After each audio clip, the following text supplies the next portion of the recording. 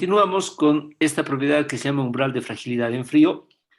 Para esto necesitamos un refrigerador, necesitamos varias probetas, las probetitas que nosotros hemos utilizado para realizar nuestro ensayo de Charpy, que más o menos tienen esta forma, ¿no? Entonces, esta es la entalla que les decía. Lógicamente, todas tienen que ser de un mismo material, y lo que se hace es realizar el examen, el ensayo con la máquina de Charpy a diferentes temperaturas. O sea, agarran una probeta, la meten al refrigerador y, digamos, la pueden enfriar hasta unos menos 20 grados, menos 30 grados. Y dependiendo de la temperatura, van a tener un valor de la tenacidad. Y lo más interesante de todo esto es lo siguiente. En el gráfico que ustedes van a construir, va a ser un gráfico parecido a estos. Van a poner en este eje, lógicamente van a poner la tenacidad AE, y aquí van a poner la temperatura en grados centígrados. Supónganse que a la mitad del gráfico yo voy a poner mis 0 grados, eso puedo hacerlo, no hay ningún problema. Supónganse aquí pongo 10 grados, aquí tengo 20 grados, aquí tengo 30 grados, aquí voy a poner menos 10, aquí voy a poner menos 20 y aquí voy a poner menos 30, ¿no? Ya más abajo tampoco tiene mucho sentido hacerlo. Bien, ¿qué sucede entonces? Cuando ustedes hagan el primer ensayo, digamos, con una pieza a 30 grados centígrados, o sea, la van a tener que calentar inclusive esa pieza, agarran la piecita que está a 30 grados y la ponen en el ensayo de Charpy. Calculan la tenacidad. Por lo general, esas tenacidades son elevadas, o sea, digamos, van a tener un punto aquí. Bien, agarran otra probeta y le bajan la temperatura a 20 grados centígrados y van a notar que la tenacidad va a bajar un poquito, no muy significativamente, pero va a bajar. Cuando esté a 10 grados van a notar que sí va a seguir bajando, pero no mucho, va a seguir siendo alta. Cuando llegue a 0 grados van a ver que sigue bajando y en un determinado lugar van a ver que el valor de la tenacidad baja tremendamente, digamos en este punto, y cuando, digamos, están a menos 30 grados, definitivamente ya está por aquí, y a menos 10, menos 20 van a ver que ya básicamente tenacidad no tiene. Si ustedes unen todos estos puntos, van a obtener un gráfico parecido a este. O sea, este gráfico que ustedes ven es un gráfico que se obtiene mediante el ensayo de Charpy, pero hecho varias veces con una probeta que pertenece al mismo material, pero a distintas temperaturas. Entonces van a notar que a temperaturas elevadas las tenacidades son buenas, elevadas. Pero a bajas temperaturas las tenacidades son bajísimas, casi nulas. Y lamentablemente todo esto sucede en un intervalo de temperatura muy pequeño. Suficiente que sean 3 o 4 grados de diferencia y ya está. El material pasa de ser tenaz a ser no tenaz. O sea, pasa de estar trabajando bien a romperse fácilmente y eso puede causar tremendos daños en el equipamiento, en la maquinaria, en las estructuras que ustedes pueden estar manejando con materiales que tengan un umbral de fragilidad en frío relativamente bajo. Bueno, ¿por qué hablamos de esta propiedad? Porque recuerden que nosotros vivimos en La Paz, Oruro y Potosí, digamos, en dos departamentos muy parecidos a los nuestros, al nuestro en cuestión de altiplano, más que todo en función de temperatura. Existe, por ejemplo, en el sur de Potosí, lugares donde en el invierno las temperaturas llegan a menos 20 grados, menos 30 grados, pueden llegar. Bueno, lamentablemente en esos lugares hay muchas minas, hay muchas industrias que se dedican a la extracción de minerales, etcétera. El Salar de Uyuni se encuentra ahí, por ejemplo, Minera San Cristóbal se encuentra allá. Y de hecho, esta propiedad, digamos, a Santa Cruz, Beni, tal vez no debería interesarles mucho porque ahí casi nunca tienen temperaturas bajo cero, pero cuando ya ustedes tienen temperaturas muy negativas, esta propiedad es importantísima. Esto puede causar serios problemas si es que el material que ustedes utilizan no tiene un umbral de fragilidad, digamos, relativamente bajo. En los lugares que ustedes consideren, digamos, peligrosos, el umbral de fragilidad, o sea, este gráfico que ustedes ven, más o menos debería tener esta forma, más o menos hasta aquí y luego recién bajar y luego irse allá. Más o menos el umbral en este caso hipotético que les digo está entre menos 20 y menos 25 grados, lo que significa que el material puede operar tranquilamente hasta menos 20, 25 grados, pero más abajo de allá ya no puede. Ahora, hay materiales que tienen este umbral, o sea, esta caída, no esta especie de cascada que nosotros vemos aquí, dependiendo del material se puede mover a la derecha o se puede mover a la izquierda. Por lo general, los aceros que tienen mucho carbono tienden a tener este umbral mucho más a la derecha, o sea, se rompen más fácilmente. En cambio, los aceros que tienen poco carbono, entonces tienen este umbral muchísimo más a la izquierda. Entonces, ese tipo de materiales se utilizan preferentemente en lugares fríos. Ahora bien, en lugares extremadamente fríos, donde realmente las temperaturas son muy bajas, esta propiedad tiene una importancia crucial. Yo les cuento como anécdota, yo alguna vez cuando era bastante joven, yo trabajé en un lugar en Rusia que era la Siberia, y ahí los inviernos llegaban a menos 50 grados fácilmente. Y bueno, nosotros trabajábamos en una mina y en realidad la mina dejaba de operar a los 40 grados centígrados porque los materiales que estaban comprometidos allá tenían precisamente ese umbral de fragilidad.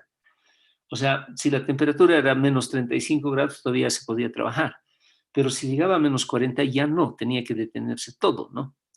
Bueno, resulta que en una de esas, por lo general en los meses de enero, hay días donde la temperatura cae pues hasta menos 50, menos 55, y ahí definitivamente hay que paralizar todo tipo de trabajo. Uno, por la salud de los mineros, lógicamente, temperaturas muy bajas, y también cuidando las máquinas. Entonces nosotros teníamos una especie de topadora, ¿no? Era una especie de máquina que tenía una cuchara que más o menos iba sacando la tierra, ¿no? Algo por ahí. Y cuando llegó la temperatura a menos 40 grados, entonces se dio la orden de que todo se pare y que los trabajadores tienen que poner todo en resguardo y se van a descansar a sus casas o al campamento hasta que el frío pase. Entonces esta topadora tenía el instructivo de que cuando lleguen las temperaturas bajas, la topadora, o sea, tenía que bajar el brazo y dejarlo en la tierra, ¿no? O sea, apoyado, o sea, básicamente eso. Pero por alguna razón el operario no lo hizo, se olvidó y lo dejó colgado. O sea, no se sabe qué ha pasado realmente, tal vez tenía mucho frío o algo, pero me imagino que sí, pero se descuidó. Entonces pasaron 3 o 4 días de ese frío intenso, ya la temperatura se puso más benigna, menos 30 grados, creo que ya era, entonces ya todos empezaron a trabajar nuevamente, y cuando llegaron todos a la mina, entonces se dieron cuenta que esto se había partido. Y al momento de que esto se cayó, entonces esta esta topadora, esta pala mecánica, este mecanismo de un acero al manganeso que es realmente poderoso, que tiene mucha resistencia, mucha tenacidad, no pudo aguantar esa temperatura y al momento de caerse se partió como si fuera vidrio, ¿no? El impacto con el suelo congelado fue tan fuerte que se rompió en pedazos como si fuera cerámica. Lógicamente hubo grandes problemas porque esta maquinaria es cara y el operario aparentemente tenía que hacerse cargo, entonces hubo una serie de problemas que francamente no sé en qué acabaron, pero esto fue algo bastante comentado esas veces, ¿no? Que el cucharón se cayó y se rompió. Entonces, fíjense, en este tipo de climas extremos, definir cuál es el umbral de fragilidad en frío de la pieza es tremendamente importante porque esto nos puede llevar realmente a cosas bastante complicadas, ¿no? Imagínense la millonada que debe costar eso y se haya roto, ¿no? Básicamente, entonces, vaya, no le deseo a nadie que le suceda esas cosas, pero este tipo de situaciones pueden pasar. Bien, no sé si alguien tiene alguna pregunta con relación al umbral de fragilidad en frío.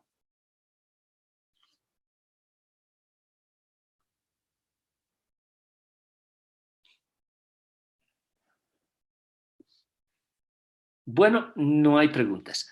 Con este con esta propiedad, con esta 4, básicamente nosotros concluimos, por así decir, propiedades mecánicas. Vamos a hablar de una más, podemos poner como 5. La vamos a llamar fatiga. La fatiga no tiene unidades básicamente, sino es simplemente un ensayo, por eso es que no vamos a estudiarla como propiedad como tal, simplemente vamos a decir qué es. Aunque ustedes no lo crean, el metal se cansa, por eso el nombre de fatiga, ¿no? Eso sucede, por ejemplo, en los aviones.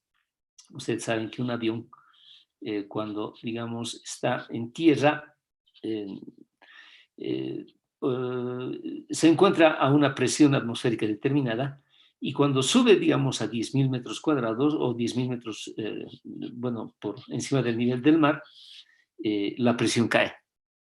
Entonces, lo que sucede con el cuerpo del avión es que, como aquí arriba hay menos presión, este, el fuselaje del mismo avión se ensancha, o sea, se infla como globo. Entonces, un avión sube, luego baja, básicamente, entonces, podríamos decir que su historia es algo así como de un acordeón, ¿no? Que sube, se hincha, baja, se desinfla y este tipo de cosas las hace constantemente. Ese ir y venir del metal produce fatiga, produce un movimiento de dislocaciones lento, pero los produce. Y finalmente, en un momento determinado, la fatiga va a causar que el avión o el fuselaje pueda romperse. Y ahí tenemos tragedias en el aire. La fatiga es una propiedad de los metales que sí o sí tiene que ver con el constante manejo de un equipo, con el constante manejo de un material metálico que está expuesto a flexiones y presiones, ¿no? A presiones y tracciones, o sea, como un acordeón. Y básicamente muchas piezas metálicas están bajo ese tipo de condiciones de trabajo casi siempre. Les voy a mostrar un ensayo de fatiga. Ay, ojalá que esté aquí. A ver, muchachos, un ratito me dejan ver.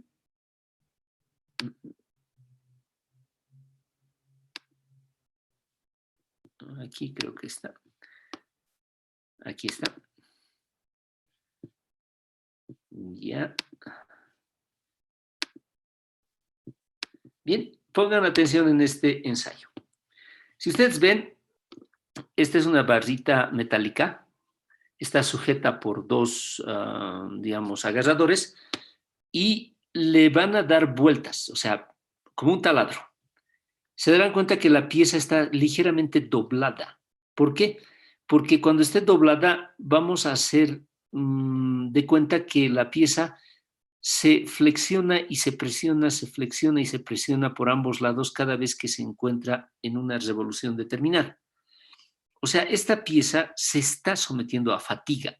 Este método, esta propiedad que ustedes están viendo, este ensayo en realidad que ustedes están viendo, se tiene que catalogar como dinámico porque hay mucha velocidad y vamos a tratar de simular lo que sucede con el metal cada vez que sucede eso de presionarse y traccionarse, ¿no? En ambos sentidos, en este sentido, en este caso de arriba hacia abajo. A ver, entonces, veamos qué sucede.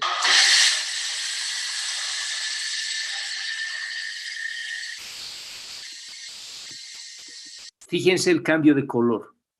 El cambio de color de la piecita no es, digamos, casual. ¿Qué está sucediendo? Como la pieza se está traccionando y presionando, pero a una velocidad tremenda, lo que sucede es que la pieza se está calentando. Si ustedes detienen ahorita el ensayo y ponen su dedito, ahí van a quemarse porque esto está súper caliente. Y cuando una pieza metálica se calienta, tiende a oxidarse muy rápidamente. Entonces, lo que ustedes están viendo básicamente es el color del óxido del metal debido a la elevada temperatura que tiene, debido también a la fatiga que está sufriendo.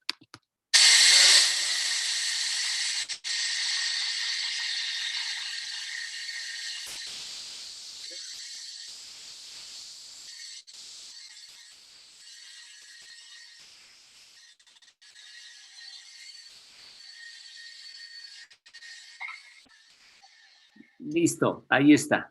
Si ahora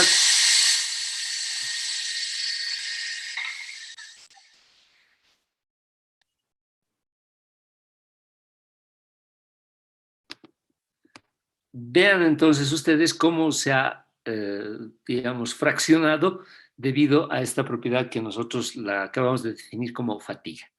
En el caso de los aviones, la fatiga es importantísima. Esto sucede. Recuerden que los aviones pasan miles de ciclos en toda su vida de subir y bajar, y todo eso hace que realmente lo que ustedes han visto en un minuto pueda suceder. También por esas situaciones que los aviones no tienen soldadura en las placas que forman su fuselaje. Si ustedes se han dado cuenta, lo que usan es remache. O sea, los remachan a los aviones, ¿se dan cuenta? El fuselaje de un avión está remachado. ¿Por qué será eso? Bueno, pues la respuesta es muy sencilla. Si un remache falla, los demás aguantan, ¿no? Entonces, es muy poco probable que todos los remaches fallen. Pero bueno, se da, ¿no? Casos realmente importantes de accidentes donde ha sucedido eso, pero por lo general un remache puede fallar, pero los otros que están al lado van a aguantar. Por eso es que los aviones se remachan y no se sueldan, ¿no? A diferencia de los barcos. Los barcos sí son soldados, pero muy rara vez remachados. En cambio, los aviones siempre se remachan y nunca se sueldan. O sea, esta propiedad también es bastante interesante, ¿no? Muchas veces han escuchado ustedes hablar de los accidentes que existen en los buses antiguos. Se les ha roto esto, se les ha roto aquello. Bueno, muchachos, ese se debe también a la fatiga. La fatiga está presente, son unidades que están por 40, 50 años trabajando, y ese constante presión y tracción hace nomás que el metal se fatigue y que definitivamente colapse, ¿no? Es una propiedad bastante interesante. De hecho, las propiedades mecánicas tienen una gran cantidad de formas, de variedades. Las que hemos visto son unas cuantas, pero se darán cuenta que para cada tipo de cosas básicamente se tiene que inclusive inventar una especie de, digamos, de ensayo, ¿no? Si ustedes quieren saber un metal cuánto puede aguantar, digamos, al ácido sulfúrico, por decirles, entonces tendrán que probar, ¿no? En pequeño, cuánto realmente el ácido sulfúrico puede atacar al metal, en cuánto tiempo lo vuelve más delgado, a qué velocidad lo hace, y una serie de cosas que tendrían ustedes que tal vez inventarse para poder valorar esa propiedad. Por eso es que las propiedades mecánicas son un tema muy aparte, y que realmente llama el interés, ¿no? del ingeniero, en este caso ustedes, porque nos dicen el comportamiento de los metales en ciertas circunstancias, y como pueden ustedes ver, las circunstancias pueden ser las más distintas, ¿no? Las más diversas. Bien, muchachos, con eso yo pongo punto final al tema. Quisiera saber si hay preguntas. Si no hay preguntas, vamos a pasar al tema número 4, me parece, que vendría a ser teoría de aleaciones. ¿Tienen alguna pregunta, muchachos? Yo, Inge, Adelante. eh, ¿los materiales a altas temperaturas tienen fatiga? Claro, claro que sí. Los materiales que se encuentran a altas temperaturas, para empezar, tienen mayor plasticidad, o sea, son calientes, se dan cuenta, ¿no? Eso creo que pueden notarlo inclusive cuando manejan una plastilina, ¿no? Si ustedes la calientan mucho en los dedos, van a ver que es mucho más fácil trabajar. Pero la fatiga sucede básicamente en todas las temperaturas de trabajo. Estando a una temperatura elevada, el metal, lógicamente, como tiene mayor plasticidad, soporta mejor fatigas, soporta mejor. Pero definitivamente a altas temperaturas pierde resistencia mecánica. Entonces, si bien la fatiga es un poco menos dolorosa en el estado caliente, la verdad es que la resistencia mecánica cae. Por esa situación es que, como les dije una vez, ¿no? Las propiedades mecánicas son bastante caprichosas. Una puede subir y otra baja. Y ahí tal vez está el mayor problema, ¿no? Porque muchas veces utilizamos un material y decimos, esto hay que calentarlo para que trabaje bien, pero podemos quitarle resistencia, y hay que tener siempre cuidado con eso, ¿no? Como les dije, dentro de las propiedades, por lo general, algo se gana y algo se pierde. Eso es casi siempre sucede, ¿no? Bien, ¿tienen otra pregunta? Inge, ¿hay algún otro ensayo para determinar la fatiga? Por ejemplo, para piezas grandes o para fuselaje. Si nos pueden No, también. no, si ustedes se dan cuenta, ¿cómo pueden ustedes determinar la fatiga del fuselaje de un avión? O sea, ¿lo van a subir, bajar hasta que reviente? No, no, o sea, no hay caso. En ese caso, los ensayos solamente se realizan a los materiales que se utilizan y, como en el caso que ustedes han visto, los fuerzan. O sea, el avión tiene que durar también unos 20 o 30 años, pero no pueden ustedes hacer un experimento de 20 o 30 años. O sea, los resumen en un minuto. Tienen que simular tantas veces como ese material sea traccionado y presionado. Y de ahí ustedes recién pueden sacar, digamos, una valoración. Decir, este material aguanta, por decirles, 1000 ciclos de presionado y traccionado a estas condiciones. Entonces, de ahí ya más o menos el constructor se da cuenta que usando ese tipo de materiales podría asegurar, por decirles, ¿no?, unos 1000 ciclos de subida y bajada del avión. O sea, es una simulación, es un experimento que se realiza, porque no podemos esperar a que, bueno, a ver, imagínense, un avión construyó y lo voy a digamos, voy a medir su propiedad a la fatiga. Y bueno, pues que 40 años esté bajando, subiendo hasta que se rompa, y bueno, eso no tiene ningún sentido, ¿no les parece?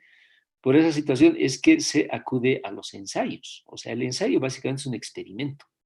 Y un experimento es una repetición de un fenómeno, pero a velocidades tremendas. O sea, no espero los años, sino ya digo cuántos ciclos. Por eso es muy importante en todos los ensayos de fatiga la cantidad de ciclos que aguanta. ¿Cuántas revoluciones ha aguantado esa pieza antes de romperse?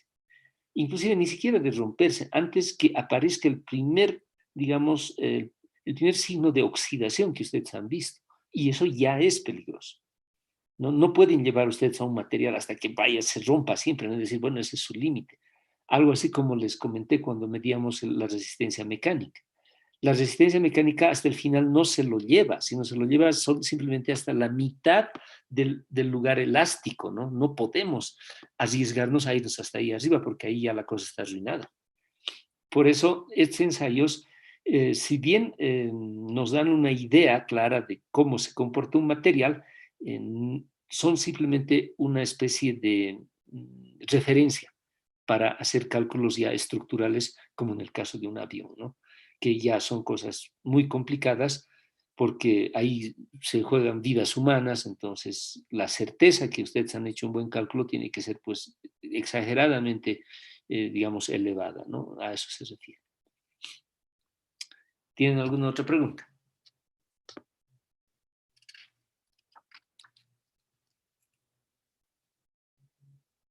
Ya. Bien, muchachos, entonces creo que les ha gustado el tema. Realmente es interesante. Les invito a que hagan la lectura en el libro. Van a encontrar cosas bonitas también y otras fuentes, ¿no? Hay mucho que ver en el Internet. Hoy por hoy hay realmente muchas formas de medir muchas propiedades y realmente es interesante navegar a veces por el Internet. Bien, tema número 4, teoría de aleaciones, diagramas de estado, el tema del segundo parcial. Empezaremos con el punto 1. Tenemos todavía algunos minutos para poder compartir, entonces empezaremos de lo básico, ¿no? Pongan, por favor, estructura de las fases sólidas. Estructura de las fases sólidas. Empecemos nuevamente recordando que es una aleación. Nosotros ya sabemos, pero de todas maneras les recuerdo, ¿no? La aleación es la unión de dos o más elementos mediante fusión. Lo que significa que para hacer una aleación necesitan definitivamente un horno, un crisol, un material, tal vez un CD, tienen que juntarlos todos y fusionarlos. Solamente de esa forma se forma una aleación. ¿Por qué les hago recuerdo de esto? Porque, por ejemplo, existen cierto tipo de contactos, en especial en el mundo de la electricidad, de la electrónica, y que se conocen con el nombre de bimetales. Y vamos a ver que un bimetal no es lo mismo que una aleación. Los bimetales por lo general tienen un contacto de un elemento que tiene una conductividad eléctrica elevada. Por ejemplo, esto puede ser un pedacito de platino. Entonces, ese platino va pegado de una manera muy consistente, muy fuerte, a otro material que no necesariamente tiene que ser que tiene que tener tanta conductividad como este. Esto puede ser un acero común. Entonces, si ustedes ven aquí, tienen dos metales, tienen platino por arriba y tienen acero por abajo. Estos dos metales se fusionan mediante lo que se llama soldadura mecánica, o sea, se presionan a una tremenda fuerza de tal forma que el platino y el acero realmente llegan a pegarse uno con el otro. No van a usar aquí la gotita, ¿no? Para esto eso no va a funcionar jamás. Entonces, la manera de pegar estos dos es impresionantemente fuerte. A nivel atómico, básicamente, se han juntado el platino y el acero y estos son prácticamente imposibles de separar simplemente usando la fuerza. Entonces, este tipo de materiales recibe el nombre de bimetales y no tiene nada que ver con las aleaciones que nosotros estamos viendo, porque la aleación supone la fundición, la fusión de ambos en un crisol y que salga una cosa, digamos, distinta a lo que nosotros hemos puesto al principio. En este sentido, cuando hablamos de aleaciones, de diagramas de estado, definitivamente tenemos que partir de ver qué tipos de aleaciones existen. ¿Qué tipos de aleaciones existen? Bueno, existen varios tipos de aleaciones, pero los más importantes que a nosotros nos interesan con mayor, digamos, importancia, por así decirlo nuevamente, vale recalcar, es lo que se denomina mezcla mecánica, o sea, una aleación de mezcla mecánica. Existen las aleaciones por compuesto químico.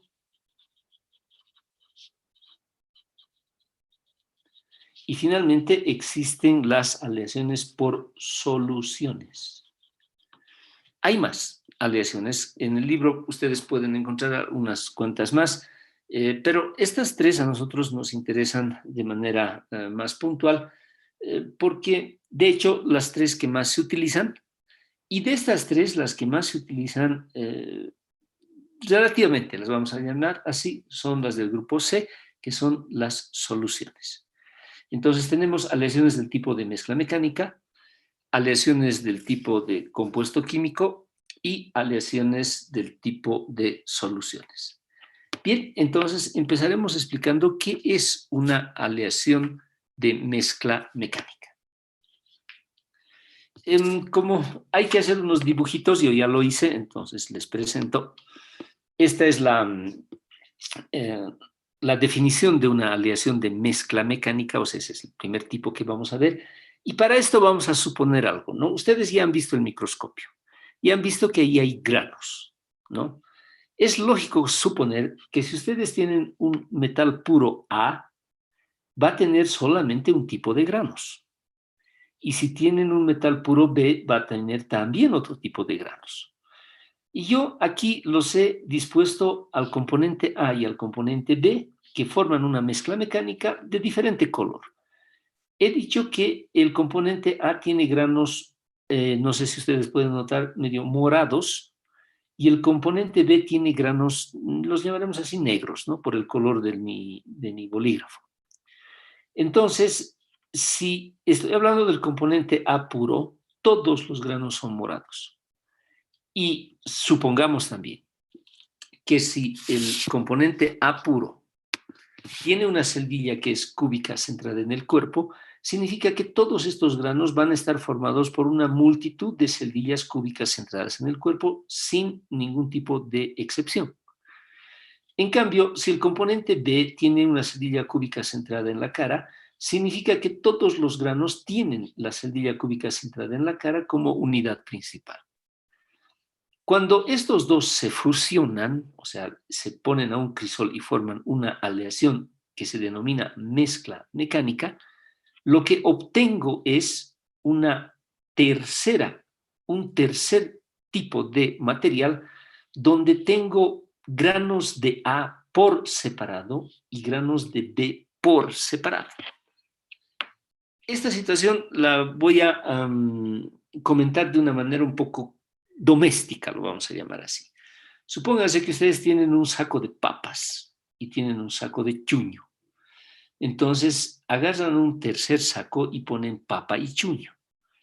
¿Qué va a pasar?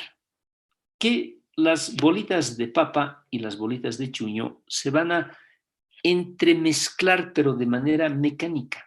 O sea, la papa al chuño jamás va a entrar. Cada uno va a seguir siendo papa y el otro va a seguir siendo chuño, hagan lo que hagan. ¿Se dan cuenta? Entonces, ese tipo de aleaciones se llama mezcla mecánica, porque es una mezcla mecánica, vale decir, mecánicamente están mezclados, pero no están unidos, ¿se dan cuenta? No se han logrado meter uno en el otro. Cada uno mantiene su propia personalidad. Al decir eso, me refiero a que el componente A mantiene su celdilla cúbica centrada en el cuerpo y el componente B mantiene su celdilla cúbica centrada en la cara. Y de hecho, si ustedes logran sacar un granito de B y mandan al análisis químico, les va a salir 100% de B. Y si logran sacar un granito de A, el resultado en el análisis químico va a ser 100% de A. O sea, eso es una aleación de mezcla mecánica. ¿Listo? Como complemento, vamos a hablar bastante más de ello. Tiene su diagrama de estado, lo vamos a estudiar, pero por lo tanto simplemente lo estamos definiendo.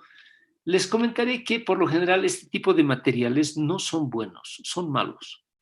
Y por eso en la construcción de máquinas, etcétera, tratan de evitarlos. Por eso también es también bueno reconocer eso. No muchos componentes hacen mezcla mecánica. Por ejemplo, el cadmio y el bismuto son dos componentes que sí forman una mezcla mecánica después de que están aleados. Y bueno, cadmio y bismuto básicamente no se utilizan en nada.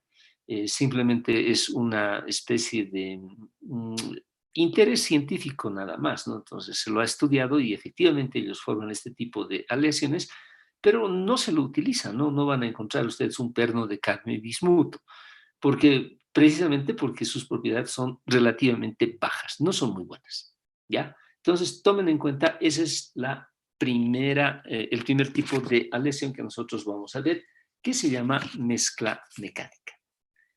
Bien, vamos a la aleación de compuesto químico y con ese hoy día acabamos, muchachos, un poquito de paciencia. La aleación de compuesto químico o compuestos químicos, como su nombre lo indica, hace que dos elementos que se están uniendo, 2, 3 o 4 o más, formen definitivamente un nuevo componente químico. En este caso les presento al componente que se llama cementita, que está formado por hierro 3 y carbono, lo que significa que necesito 3 átomos de hierro y un átomo de carbono para formar esta cementita. ¿Cuál es la característica de un compuesto químico? La característica principal de un compuesto químico es que se forma una nueva celdilla, no como en el caso anterior. El hierro tiene una celdilla cúbica centrada en el cuerpo a 20 grados centígrados y el carbono tiene una celdilla hexagonal. Entonces, cuando estos dos se juntan, y precisamente en las cantidades de 3 átomos de hierro y un átomo de carbono, lo que forman básicamente es una celdilla bien complicada, que tiene una forma ortogonal, que es tan difícil, tan complicada, que no me animo a dibujarla. Ustedes tienen la celdilla de la cementita en el libro y van a ver qué complicada es. Entonces, es una celdilla totalmente distinta a las celdillas de sus padres, lo que no sucedía en el caso anterior. Por esa situación que se forma una nueva celdilla, las propiedades de los compuestos químicos son absolutamente distintas a las propiedades de sus progenitores, por decirlo. En este aspecto yo quiero hacer una especie de aclaración que creo que vale la pena hacer. En la tabla de elementos tenemos como algo así como 110, 107 elementos, y de esos 107 elementos básicamente está conformado todo el universo. Toda la naturaleza que ustedes ven, animales, plantas, piedras, rocas, gases, etcétera, están formados por apenas 100 elementos químicos. Entonces, ¿dónde está la magia aquí? La magia está en que ellos se juntan y forman una cosa que es totalmente distinta a la de sus papás. Este es el ion cianuro. El cianuro de potasio es el veneno más terrible que existe, por eso los espías utilizan píldoras de cianuro para matarse en el instante si es que los pescan. Por otro lado, el carbono es la base de la vida y el nitrógeno es un gas inerte que no hace nada, de hecho lo estamos respirando ahora.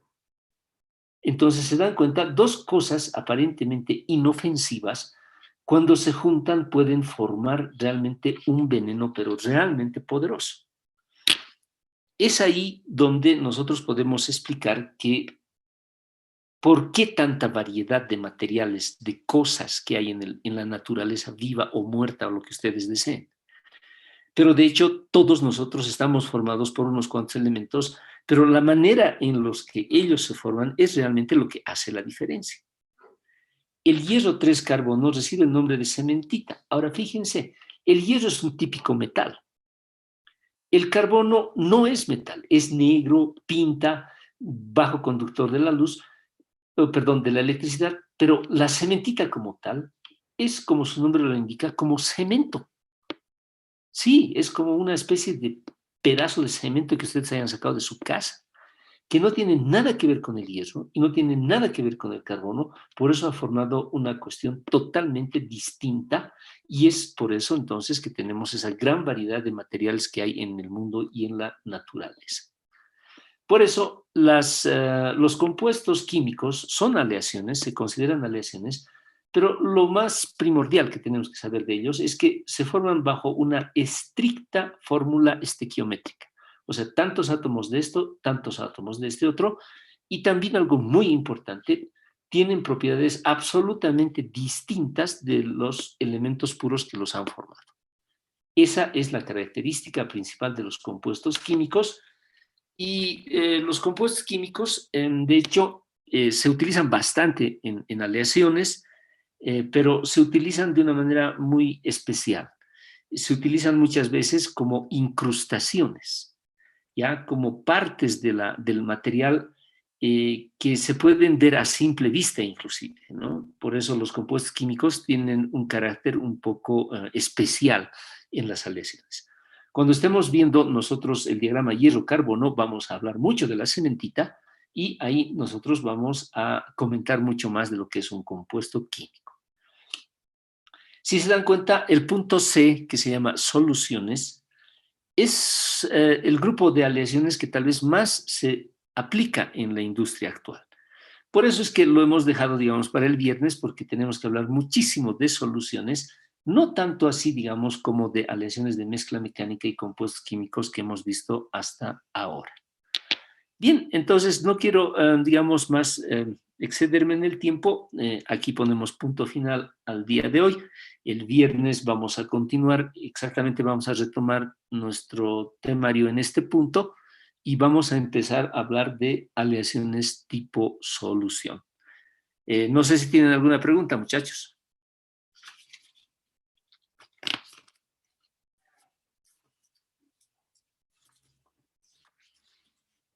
Bien, creo que no hay. Les recomiendo, por favor, a partir de la página 89, empiecen a darle lectura al libro. Todo lo que vamos a repetir, lógicamente, se encuentra allá, pero van a poder reforzar. Bien, muchachos, si no hay preguntas, entonces nos vemos el día viernes.